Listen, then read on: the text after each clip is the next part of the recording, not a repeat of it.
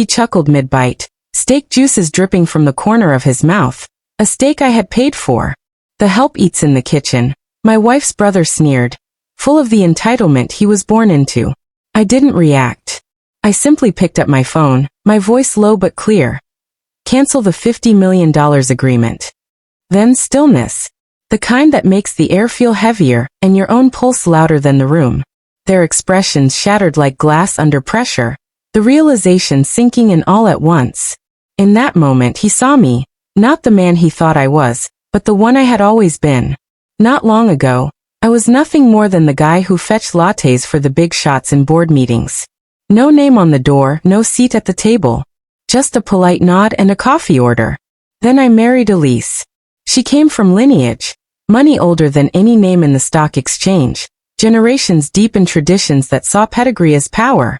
To them, I was an outsider, always gracious, always quiet, always beneath them. They called me the help behind closed doors, thinking it was clever. They didn't realize I was building something greater with every smile I returned. Every slight I silently absorbed. I wasn't just marrying into their world, I was studying it. I loved Elise.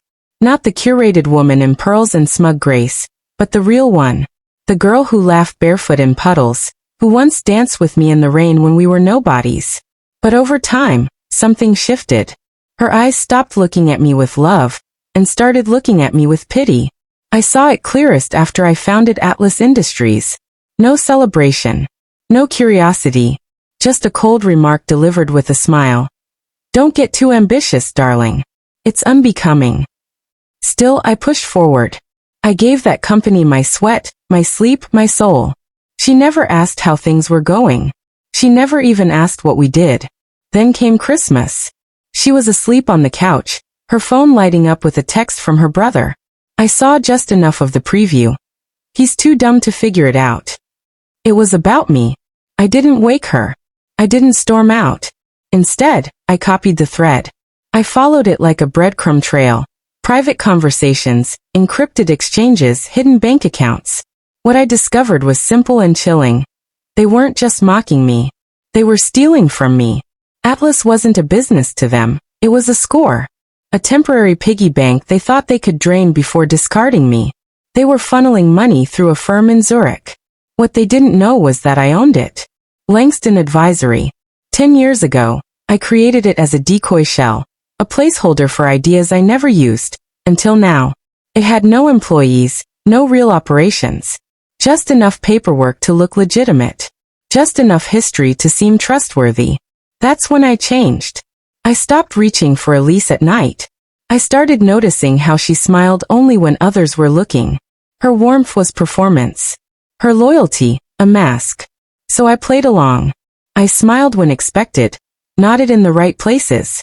Because revenge doesn't come with shouting or grand gestures. It arrives silently, patiently. Then Victor showed up, my former partner, now turned rival. Years ago, we co-founded a small tech firm before he sold me out to early investors for a quick payout. Suddenly he re-emerged, buying into Atlas through third parties. I found his number saved in Elisa's contacts. That's when I understood. It wasn't just betrayal. It was strategy. They wanted to force me out of my own company, to take what I built. But they made one critical error. They forgot who built it. So I laid the trap. Over 6 months, I allowed their fake consultants to infiltrate, to whisper misleading suggestions. I acted like I was desperate for guidance, smiling even as Victor steered us toward a shift into biotech, exactly where I had buried legal landmines. I then fabricated an acquisition target, a company that looked like gold on paper but was filled with legal time bombs, lawsuits pending, patent violations, regulatory nightmares. I connected it subtly to Elise and her brother, making sure their names would be tied financially. The deal was set for $50 million. Elise and her brother believed I needed fresh capital, and thought they were bailing me out. But they weren't investing. They were volunteering to go down with the ship. The dinner tonight was the final act before signatures. We hosted it at our estate. Elise wore red, her favorite color when she wanted to radiate control. Her brother got drunk and loud, mocking me in front of my executives, calling me the help once more. I just smiled and made the call. Cancel the $50 million deal. That was it. 3 seconds later, the entire temperature of the room changed. Elise stared confused. What do you mean cancel? I met her eyes steady. It was never your deal. It was mine. And it's over. Her brother went pale, his swagger draining. You don't own Atlas, Elise snapped.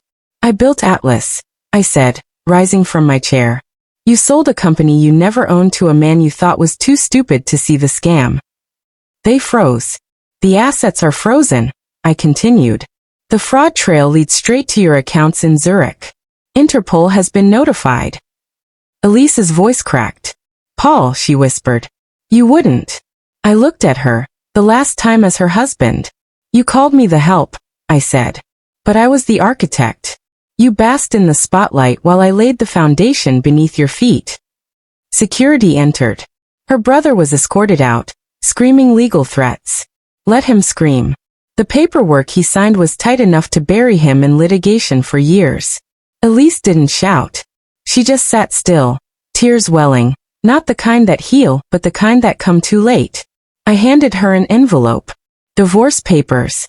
Already signed. Final. I walked out of that house, the one I bought, the one I built, not as a broken man but as a free one. The night was cold, stars scattered in the sky like distant watchers.